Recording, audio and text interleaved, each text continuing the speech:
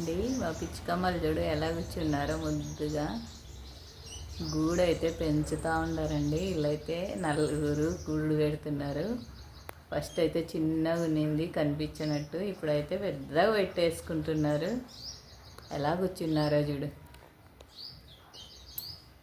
వీళ్ళ కోసం మేమైతే ఫ్యాన్ కూడా వేయమండి ఎక్కువ.